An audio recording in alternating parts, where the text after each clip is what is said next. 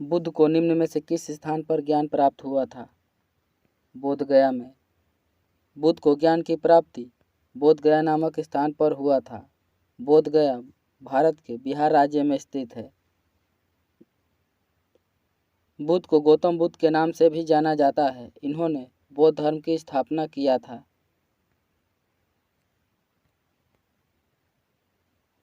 बोध गया में ज्ञान की प्राप्ति के बाद बुद्ध ने पहला उपदेश सारनाथ में दिया था।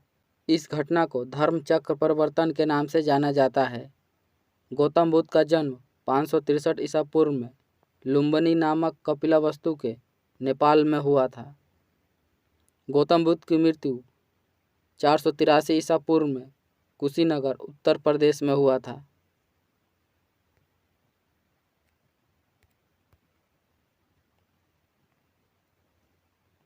निम्न में से किसे शल्य चिकित्सा के जनक के रूप में जाना जाता है?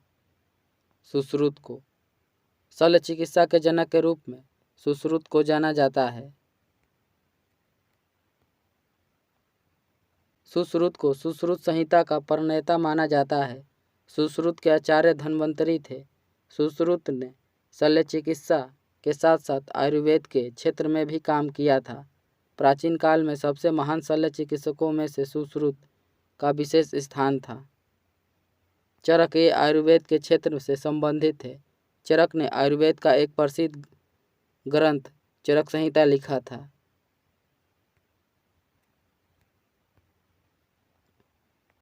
बौद्ध धर्म के अभय मुद्रा का क्या अर्थ है? निर्भीकता।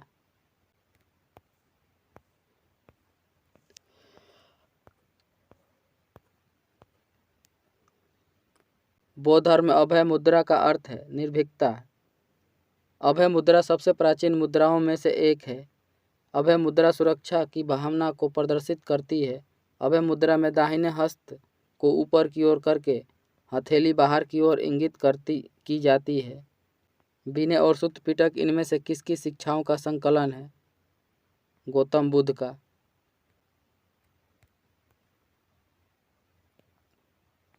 विनय और सूत्र पिटक गौतम बुद्ध की शिक्षाओं का संकलन है। त्रिपिटक बौद्ध धर्म का पवित्र ग्रंथ है। त्रिपिटक की भाषा पाली है। गौतम बुद्ध के त्रिपिटक निम्नलिखित हैं: सूत्र पिटक, विनय पिटक, अभिधम्म पिटक।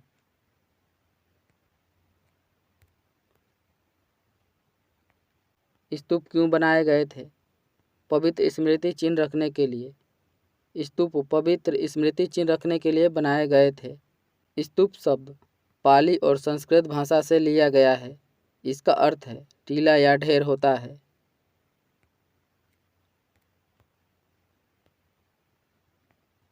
स्तूप किसी व्यक्ति की चिंता, समाधि तथा उसके अवशेषों पर निर्मित एक स्मृति स्वरूप अर्ध आकार का टीला या ढेर होता है। स्तूप विशेष रूप से बौद्ध काल में प्रसिद्ध हुए थे। स्तूप का सर्वप्रथम उल्लेख ऋग्वेद में मिलता है। बौद्ध प्रतीक धर्म चक्र किसे दर्शाता है?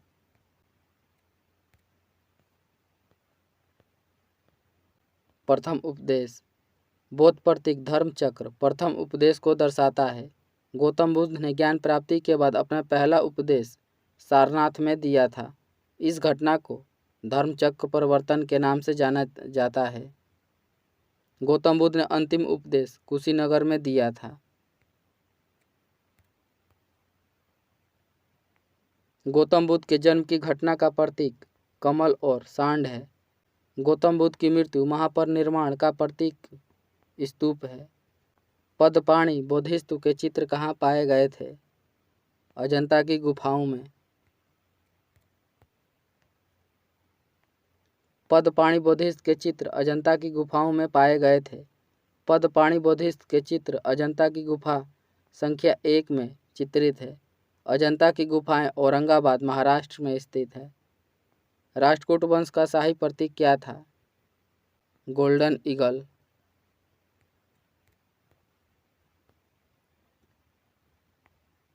राष्ट्रकूट वंश का शाही प्रतीक गोल्डन ईगल था। राष्ट्रकूट वंश के संस्थापक दंती दुर्ग प्रथम थे।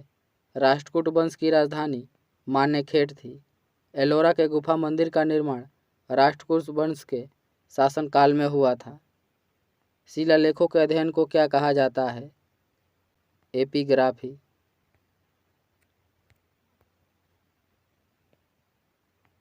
शिलालेखों के अध्ययन को एपिग्राफी कहा जाता है।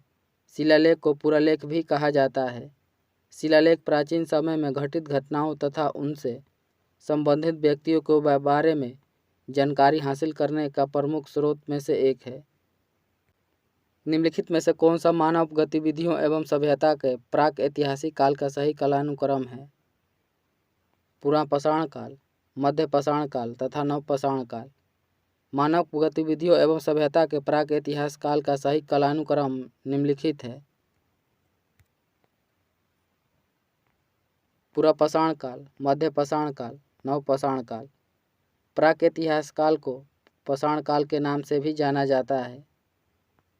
हड़प्पा सभ्यता की मोहरों पर निम्नलिखित में से कौन सा पशु अक्सर देखा जाता है? बैल।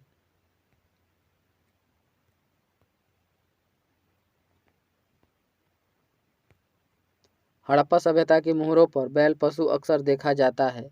हड़प्पा सभ्यता की मोहरों पर बैल के अतिरिक्त बाघ, गैंडा, हाथी, बकरी, हिरण तथा भेड़ आदि पशुओं के चित्र भी देखे जाते हैं। हड़प्पा सभ्यता की मोहरों का आकार त्रिभुजाकार, आयताकार, वृत्ताकार तथा वर्गाकार था।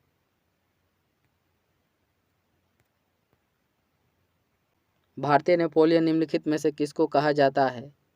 समुद्रगुप्त को। समुद्रगुप्त को भारत का नेपोलियन के नाम से जाना जाता है। समुद्रगुप्त भारत में सबसे महान शासकों में से एक थे। समुद्रगुप्त चंद्रगुप्त प्रथम के उत्तराधिकारी थे।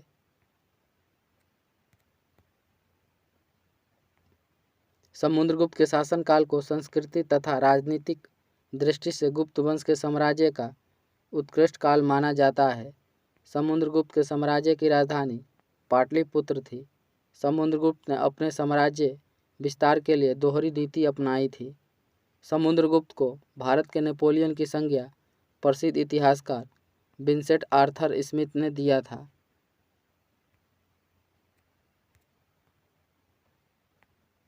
पल्लव राजवंश का संस्थापक कौन था? सिंह विष्णु।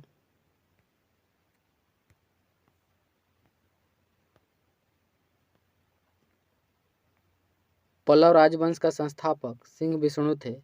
पल्लव राजवंश दक्षिण भारत का एक प्रसिद्ध राजवंश था। पल्लव राजवंश की राजधानी कांचीपुरम थी। नंदी वर्मन तथा महेंद्र वर्मन पल्लव राजवंश के प्रमुख शासक थे। सिंह विष्णु को अवनी सिंह के नाम से भी जाना जाता है।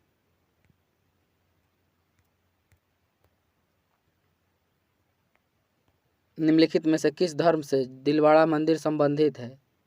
जैन धर्म से। दिलवाड़ा मंदिर जैन धर्म से संबंधित है। दिलवाड़ा मंदिर राजस्थान राज्य के सिरोही जनपद के माउंट आबू पर स्थित है।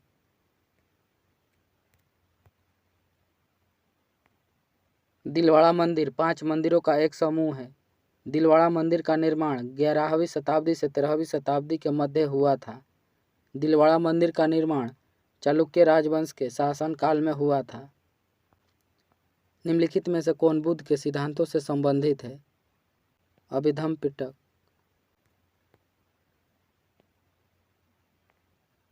अभिधम्म पिटक बुद्ध के सिद्धांतों से संबंधित था। अभिधम्म पिटक बुद्ध के सिद्धांतों से संबंधित है। अभिधम्म पिटक बौद्ध के त्रिपिटक में से एक है। अभिधम्म पिटक बुद्ध के सिद्धांतों का एक व्यापक रूपी विधातपूर्ण सारांश व विश्लेषण है। यह थेरवाद बौद्ध धर्म का अभिनव अंग है। सिंधु घाटी सभ्यता का सबसे पहला खोजा गया स्थल कौन सा था? हड़प्पा। सिंधु घाटी सभ्यता का सबसे पहला खोजा गया स्थल हड़प्पा था। हड़प्पा स्थल की खोज 1921 में राय बहादुर दयाराम साहनी ने किया था।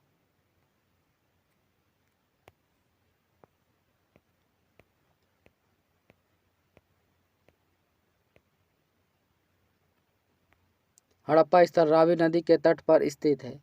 मोहनजोदड़ो इसका शाब्दिक अर्थ है मृतकों का टीला। मोहनजोदड़ो स्थल की खोज वर्ष 1922 ईस्वी में राखलदास बनर्जी ने किया था। मोहनजोदड़ो स्थल सिंधु नदी के तट पर स्थित है।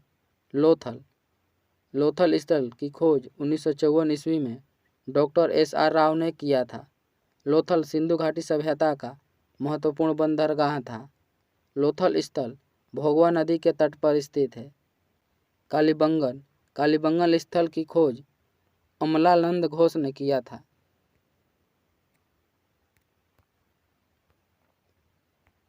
कालीबंगन स्थल के उत्खनन का श्रेय BK थापर तथा BB लाल को जाता है। कालीबंगन घग्गर नदी के तट के पर स्थित है। प्रसिद्ध उत्तरामेर शिलालेख किस राजवंश से संबंधित है?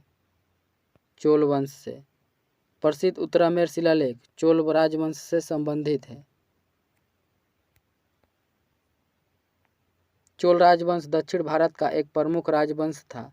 इस अभिलेख के माध्यम से चोलकालीन ग्राम्य प्रशासन तथा कर व्यवस्था की जानकारी प्राप्त होती है। सिंधु सभ्यता के इनमें से किस स्थल से जलाशयों के साक्ष्य मिले हैं? धोलावीरा से।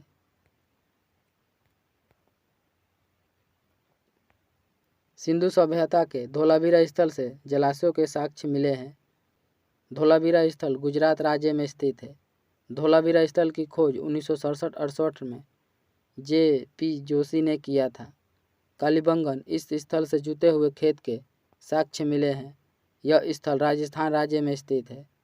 कोटदीजी इस स्थल में कांसे की चपटे फलक वाली कुल्हाड़ी के साक्ष्य मिले हैं। यह स्थल पाकिस्तान देश में है।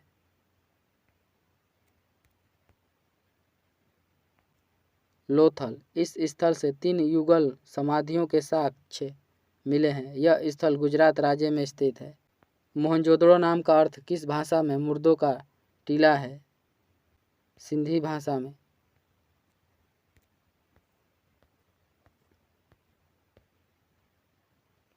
मोहनजोदड़ो का अर्थ सिंधी भाषा में मुर्दों का टीला है। मोहनजोदड़ो को सिंधु घाटी सभ्यता का सबसे बड़ा स्थल माना जाता है। वर्तमान में मोहनजोदड़ो की स्थिति पाकिस्तान के सिंध राज्य में है।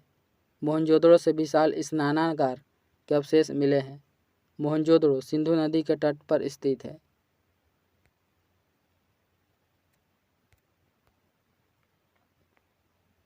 प्राचीन काल में अवध को किस नाम से जाना जाता था? कौशल के नाम से। प्राचीन काल में अवध को कौशल के नाम से जाना जाता था।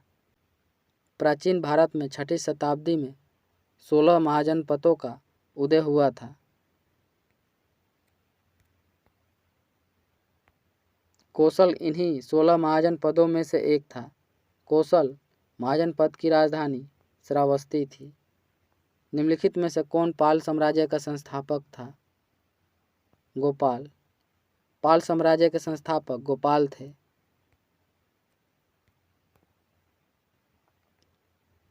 पाल साम्राज्य के संस्थापक गोपाल एक कुशल प्रशासक था। पाल साम्राज्य का उदय 8वीं शताब्दी में हुआ था। पाल साम्राज्य के शासक बौद्ध धर्म का पालन करते थे। पाल साम्राज्य के शासक धर्मपाल ने विक्रमशिला विश्वविद्यालय की स्थापना किया था। निम्नलिखित वेदों में से किसे ब्रह्मवेद के नाम से जाना जाता है? अथर्ववेद को।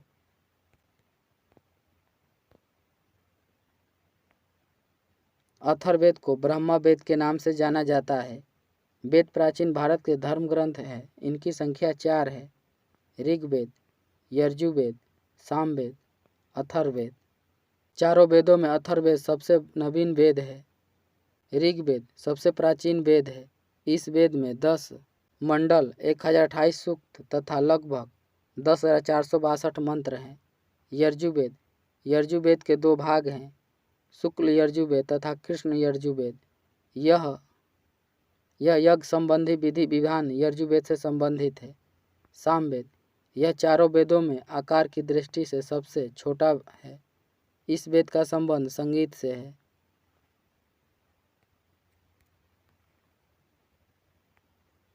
रत्नावली, प्रियदर्शिका और नागानंद के रचयिता कौन हैं? हर्ष। रत्नावली, प्रियदर्शिका और नागानंद के रचयिता हर्ष हैं।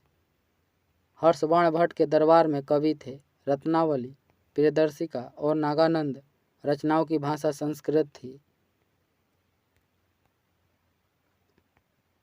हर्ष उत्तर भारत का एक महान शासक था। हर्ष के साम्राज्य की राजधानी कन्नौज थी। हर्ष का संबंध पुष्यभूति वंश से था। तंजावुर में बृहदेश्वर मंदिर किस वंश के वास्तुकारों की सबसे बड़ी उपलब्धि है? चोल वंश की।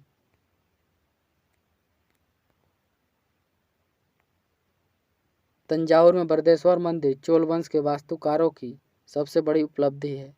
बृहदेश्वर मंदिर का निर्माण चोल वंश के शासक राजा राज चोल ने करवाया था। बृहदेश्वर मंदिर भगवान शिव को समर्पित है। तंजावुर में स्थित बृहदेश्वर मंदिर को चोल शासक राजराज चोल के नाम पर राजा राजेश्वर मंदिर का नाम भी दिया गया है।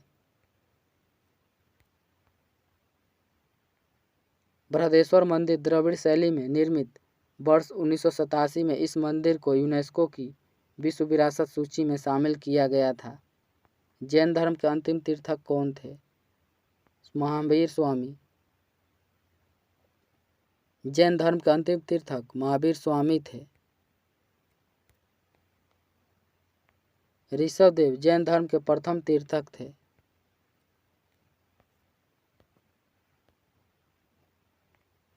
अनंतनाथ जैन धर्म के 14वें तीर्थक थे।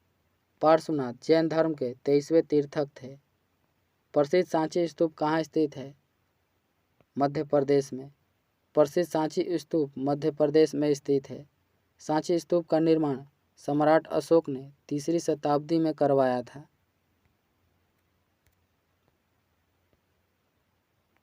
सांची स्तूप को बौद्ध का एक महत्वपूर्ण तीर्थ स्थल है। सांची स्तूप को महान स्तूप के नाम से भी जाना जाता है। वर्ष 1989 में सांची स्तूप को यूनेस्को की विश्व विरासत स्थल की सूची में शामिल किया गया। चीनी यात्री फाहियान ने किसके शासनकाल के दौरान भारत का यात्रा किया था? चंद्रगुप्त द्वितीय के।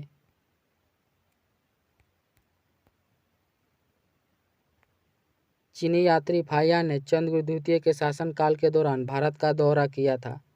बौद्ध धर्म व उसके ग्रंथों के बारे में अध्ययन करने के उद्देश्य से फाहियान ने भारत के अतिरिक्त कई एशियाई देशों की यात्रा की थी।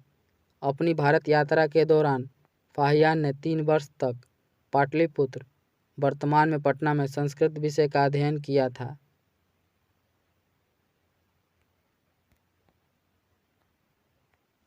जैन मठ संस्थानों को क्या कहा जाता है? वसादिस। जैन मठ संस्थानों को वसादिस कहा जाता था। वसादिस जैन धर्म के अनुयायियों के लिए पूजा का स्थान होता है। यह मुख्यतः कर्नाटक राज्य में स्थित है। वसादिस जैन धर्म में हुए तीर्थकों के मंदिर होते हैं।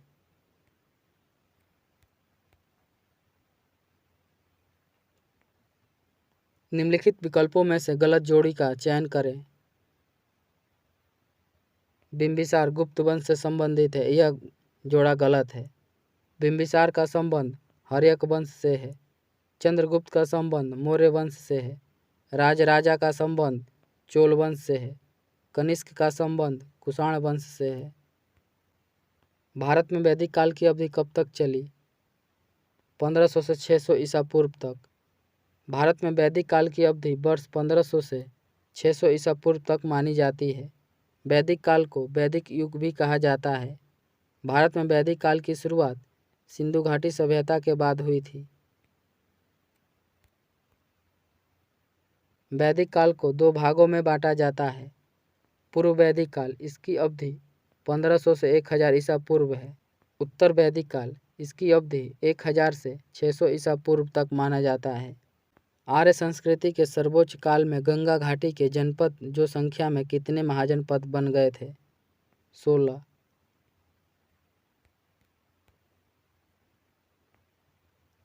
आर्य संस्कृति के सर्वोच्च काल में गंगा घाटी के जनपद की जो संख्या में 16 थे महाजनपद बन गए थे। प्राचीन भारत में 16 महाजनपदों का उद्भव 6ठी शताब्दी के दौरान हुआ था। प्राचीन भारत के इन 16 महाजनपदों के बारे में जानकारी का स्रोत बौद्ध धर्म का ग्रंथ अंगुत्तर निकाय है।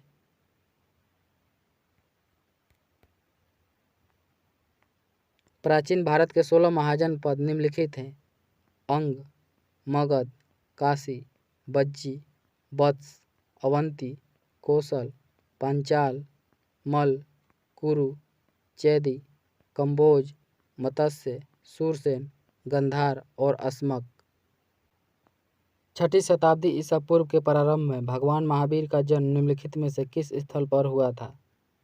वैशाली में।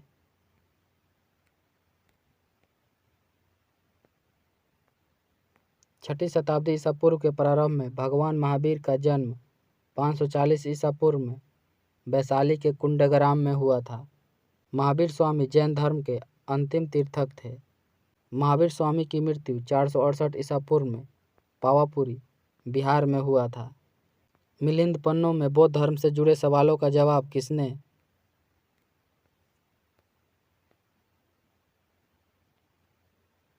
किसने दिया था? नागसेन ने। मिलिंद पन्नों में बौद्ध धर्म से जुड़े सवालों का जवाब नागसेन ने दिया था। मिलिंद पन्नो एक बौद्ध ग्रंथ है जो पाली भाषा में रचित है।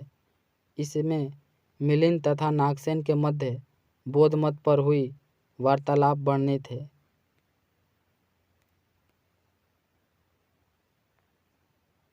दूसरा तमिल संगम निम्न में से किस स्थान पर संपन्न हुआ? काप्तपुरम में।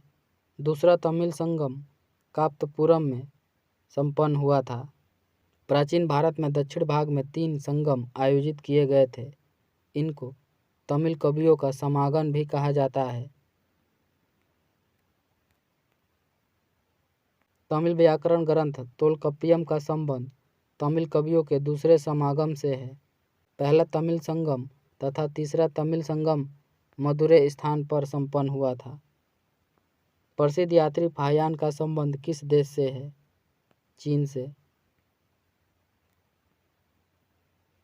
प्रसिद्ध यात्री फाहियान का संबंध चीन से था। फाहियान भारत चंद्रगुप्त विक्रमादित्य के शासनकाल में आया था। फाहियान भारत आने वाला प्रथम चीनी यात्री था। फाहियान बौद्ध धर्म का अनुयायी था। अपनी भारत यात्रा के दौरान फाहियान 6 वर्षों तक यहीं रहा। फाहियान बौद्ध धर्म तथा उसके ग्रंथों के बारे में अध्ययन करने के उद्देश्य से भारत आया था।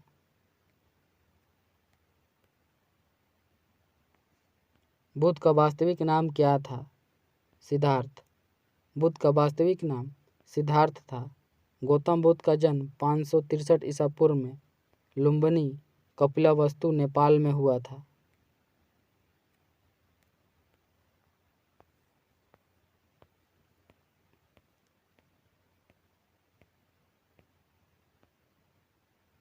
गौतम बुद्ध के पिता का नाम सुधोधन तथा माता का नाम माया देवी था। चन्ना गौतम बुद्ध का प्रमुख सारथी तथा सेवक था। कंथक गौतम बुद्ध का घोड़ा था।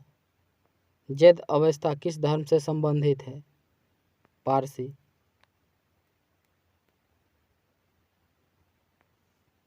जैन अवस्था पारसी धर्म से संबंधित पवित्र ग्रंथ है। ईसाई धर्म से संबंधित पवित्र ग्रंथ बाइबिल है। सिख धर्म से संबंधित पवित्र ग्रंथ गुरु ग्रंथ साहिब है। इस्लाम धर्म से संबंधित पवित्र ग्रंथ कुरान है। पार्श्वनाथ जो एक क्षत्रिय और बनारस के राजा अश्वसेन के पुत्र थे, वह कौन से जैन तीर्थक बने? 23वें।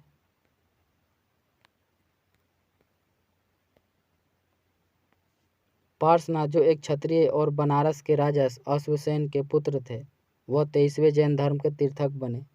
जैन धर्म के पहले तीर्थक ऋषभदेव थे।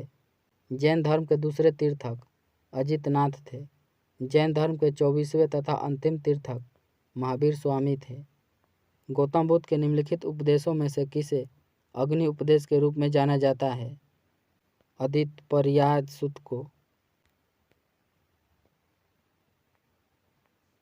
गौतम बुद्ध के अदित परियाज सुत उपदेश को अग्नि उपदेश के रूप में जाना जाता है। इस उपदेश में गौतम बुद्ध ने इंद्रियों तथा मन से और वैराग्य के माध्यम से दुख से मुक्ति का उपाय बताया है। बुद्ध चरित्र नामक महाकाव्य किसने लिखा है? अश्वघोष ने। बुद्ध चरित्र नामक महाकाव्य अश्वघोष ने लिखा है।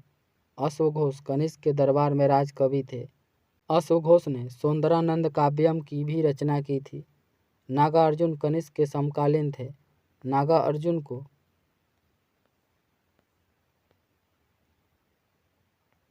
माध्यमिक मत एवं शून्यवाद का प्रवर्तक माना जाता है। निम्न में से संगम साहित्य का कौन सा ग्रंथ व्याकरण और काव्यशास्त्र से संबंधित है? तोल्काप्पियम। संगम साहित्य का तोल्काप्पियम ग्रंथ व्याकरण और काव्यशास्त्र से संबंधित है। इसका संबंध तमिल साहित्य के दूसरे संगम से है। मणिमेगलई। मणिमेगलई यह एक तमिल महाकाव्य है जिसकी रचना कवि चित्तलाई चेतनार द्वारा की गई थी। शिल्पाधिकारम यह तमिल साहित्य का प्रथम महाकाव्य है जिसकी रचना इलांगो आदिगल द्वारा किया गया था। जीवक चिंतामणि यह एक तमिल महाकाव्य है जिसकी रचना जैन मुनि तिरुत्तकदेवर द्वारा किया गया था। निम्न में से कौन सा वैदिक ग्रंथ शिल्प या धन विज्ञान से संबंधित है? शिल्प शास्त्र। वैदिक ग्रंथ शिल्प शास्त्र शिल्प धन या विज्ञान से संबंधित है। शिल्प शास्त्र एक प्राचीन ग्रंथ है। इसके अंतर्गत विभिन्न प्रकार की हस्तशिल्प तथा कला के सिद्धांतों का विश्लेषण प्राप्त किया जाता है। गंधर्व वेद यह 4 उपवेदों में से एक है। अन्य 3 उपवेद धनुर्वेद, शिल्पवेद तथा आयुर्वेद है। पहली जैन परिषद कहाँ आयोजित किया गया था? पाटलिपुत्र में।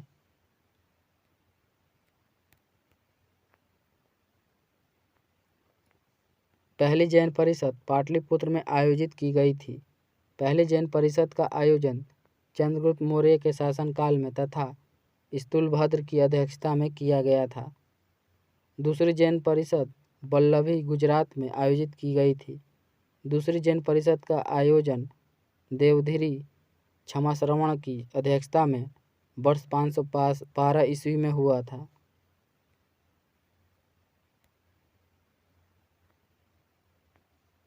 निम्नलिखित में से कौन सा महाकाव्य ऋषि वेदव्यास द्वारा रचा गया था?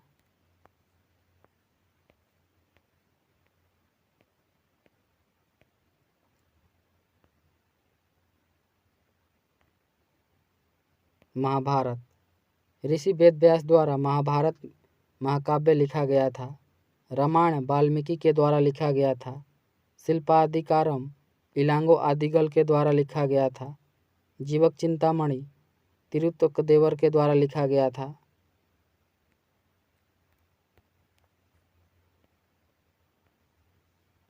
पाणिनि द्वारा लिखित अष्टधाई पुस्तक का विषय क्या है? व्याकरण। पाणिनि द्वारा लिखित अष्टधाई पुस्तक का विषय व्याकरण है। महर्षि पाणिनि संस्कृत भाषा के प्रसिद्ध व्याकरण थे। इनकी प्रसिद्ध पुस्तक अष्टधाई में 8 अध्याय हैं।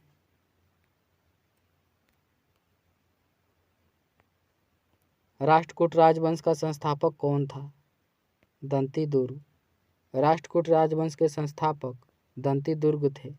दंतीदुर्ग को दंतीदुर्ग प्रथम भी कहा जाता है। राष्ट्रकूट राजवंश का शासनकाल 6वीं से 13वीं शताब्दी तक था। राष्ट्रकूट राजवंश ने भारत के उत्तरी, दक्षिणी तथा मध्य भाग पर शासन किया था। चंद्रगुप्त मौर्य का उत्तराधिकारी कौन था? बिंदुसार। चंद्रगुप्त मौर्य का उत्तराधिकारी बिंदुसार था। चंद्रगुप्त मौर्य ने मौर्य वंश की स्थापना किया था।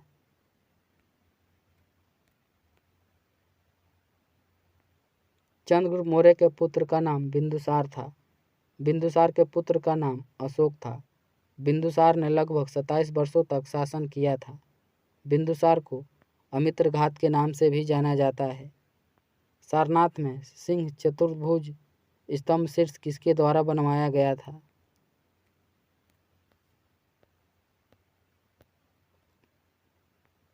सम्राट अशोक के द्वारा। सारनाथ में सिंह चतुर्भुज स्तंभ शीर्ष सम्राट अशोक के द्वारा बनवाया गया था। इस सिंह चतुर्भुज स्तंभ शीर्ष को भारतीय संविधान द्वारा भारत के राष्ट्रीय चिन्ह के रूप में अपनाया गया है। सिंह चतुर्भुज स्तंभ शीर्ष का निर्माण लगभग वर्ष 250 ईसा पूर्व में हुआ था।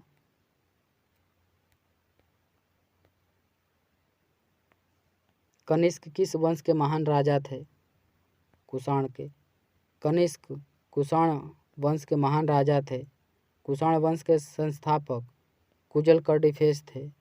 कुषाण वंश के शासक कनिष्क के काल में गांधार कला का विकास सर्वाधिक हुआ था। हड़प्पा सभ्यता के कस्बों को किस पैटर्न में रखा गया है? रेक्टेंगुलर ग्रिड में।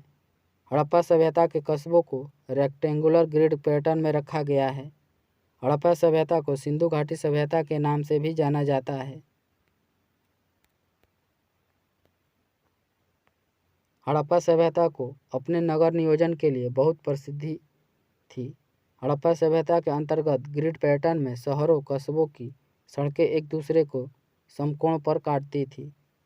महायान शब्द किस धर्म से संबंधित है? बौद्ध धर्म से। महायान शब्द बौद्ध धर्म से संबंधित है। बौद्ध धर्म की 2 शाखाएं थी। हीनयान संप्रदाय बौद्ध धर्म का प्राचीन रूप है। हीनयान संप्रदाय के लोग कर्म और धर्म में विश्वास करते थे। महायान संप्रदाय बौद्ध धर्म का नवीन रूप। महायान संप्रदाय के लोग परोपकार में विश्वास करते थे। चतुर्थ बौद्ध संगीति में बौद्ध धर्म 2 शाखाओं में विभाजित हो गया था। लोथल नामक प्राचीन हड़प्पा शहर किस राज्य में स्थित है? गुजरात में। हड़प्पा प्राचीन शहर लोथल गुजरात में स्थित है। लोथल को हड़प्पा सभ्यता का डॉकयार्ड जहाज़ों की गोदी भी कहा जाता है। बौद्ध धर्म की नींव कितनी महान सच्चाइयों एवं कितने अंगीय पद पर आधारित है? 4 और 8।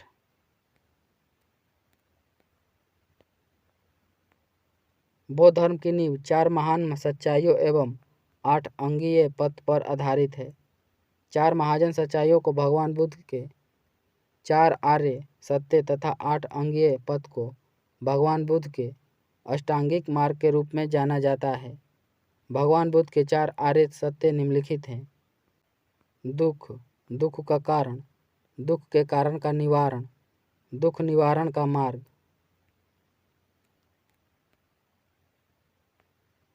भगवान बुद्ध के अष्टांगिक मार्ग निम्नलिखित हैं। सम्यक दृष्टिकोण, सम्यक संकल्प, सम्यक वचन, सम्यक कर्म, सम्यक आजीविका, सम्यक प्रयास, सम्यक स्मृति, सम्यक समाधि। गौतम बुद्ध ने अपने उपदेशों में जन साधारण की किस भाषा का प्रयोग किया है? पाली भाषा का। गौतम बुद्ध ने अपने उपदेशों में जनसाधारण की भाषा पाली का प्रयोग किया था। पाली भाषा का उद्भव 6ठी शताब्दी में हुआ था। पाली प्राचीन भारत की एक भाषा है। त्रिपिटक पवित्र धर्म ग्रंथ कौन से धर्म से संबंधित है?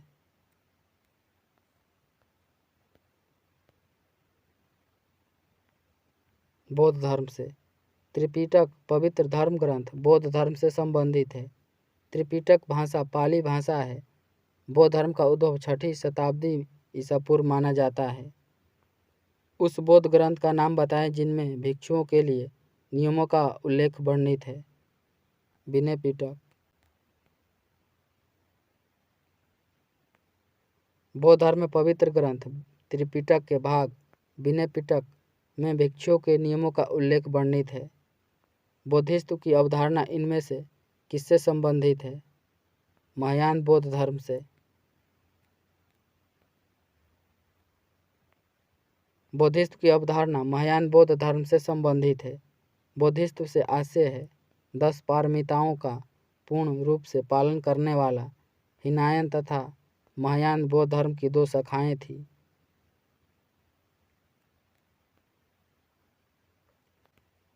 निम्नलिखित में से अनुसरण दिए जाने वाले धर्म एवं पवित्र पुस्तकों की कौन सी जोड़ी असंगत है? जैन धर्म उपनिषद, यह जोड़ी गलत है। उपनिषद का संबंध हिंदू धर्म से है। इस्लाम धर्म का पवित्र ग्रंथ कुरान है।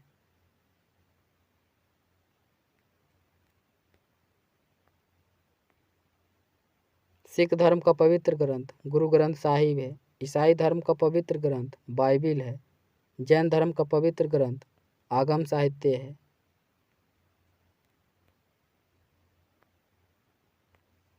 विश्व प्रसिद्ध गोमतेश्वर की प्रतिमा निम्न में से किस राज्य में स्थित है? कर्नाटक में। विश्व प्रसिद्ध गोमतेश्वर प्रतिमा कर्नाटक राज्य में स्थित है।